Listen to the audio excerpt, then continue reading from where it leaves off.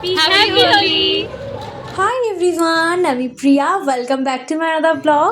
আজকের ব্লগটা হতে চলেছে দোল উপলক্ষে ব্লগ, তো এখান থেকে শুরু করা যাক। আমার তরফ থেকে সবাইকে জানাই হ্যাপি হোলি।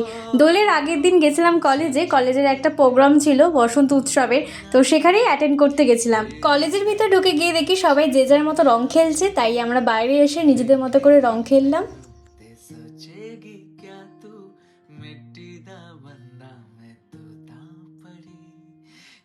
এখানে এসে রং খেলছিলাম কারণ এখানে জায়গাটা এত সুন্দর, যেখানে ফটোগুলো ভিডিওগুলো বেশ ভালো আসছিল। এরপর আমরা কলেজের ভিতরে চলে আসি, আর সেদিনকে আমরা ভীষণ মজা করেছি। তোমরা অবশ্যই দেখতেই পাচ্ছ আমাদের মুখটা চেনাই যাচ্ছে না।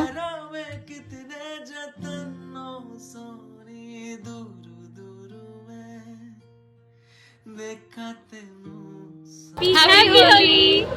আমাদের কলেজের প্রোগ্রাম শেষ হয়ে যাওয়ার পর আমরা চলে আসি ইন্দ্রাণী পার্কের এখানে। কলেজের বসন্ত উৎসবে প্রতি বছর যাওয়া হয় না, তবে এইবারে গেছিলাম, বেশ মজা হয়েছে আর নিজেদের মতো এনজয় করতে পেরে আরও ভালো লেগেছে।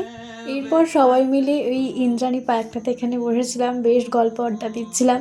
তারপর আমরা রং টং খেলে চলে আসি বাড়িতে। Excuse me, Holi after look কেমন লাগছে কমেন্টে জানিও। এটা ছিল দোলের দিন গেছিলাম দিদিদের বাড়িতে। আজকে দুপুরে খাওয়া দাওয়াটা ওদের বাড়িতে হবে। এদিকে প্রীতমদা আমাদের আনতে এসেছিল আমাকে আর বোনকে, আর মা অনেক আগেই চলে গেছিল কারণ আয়োজনগুলো অনেক তাড়াতাড়ি করতে হবে, নাহলে দেরি হয়ে যেত। ওদের বাড়িতে গিয়ে আগে খেয়েছিলাম মিষ্টি দই। গিয়েই তো সবাই যে যার মতো কাজ করতে ব্যস্ত হয়ে গেছিলো। আর এখানে বোন ভাজছিল আলু। আজকে দুপুর মেনুতে আমাদের থাকবে মাটন, তো তার জন্য এখানে বোন ভাজছিল আলু। আগের দিন দিদি মাটনটা ম্যারিনেট করে রেখে দিয়েছিল, আর এখানে সব কিছু এক এক করে ভেজে নেওয়া হচ্ছিল। এদিকে আমাদের রান্না কমপ্লিট। দোলের দুপুরে মেনুতে ছিল মাটন আর পোলাও।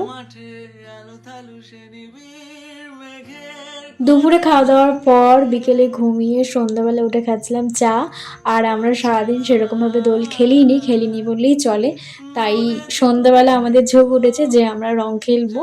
তো আমাদের এখানে এক এক করে দেখতেই পাচ্ছ মুখের অবস্থাটা কি হয়ে গেছে সবার। আজকের ব্লগটা এখানেই শেষ করছি, দেখা হচ্ছে নেক্সট পরবর্তী ব্লগে। টাটা।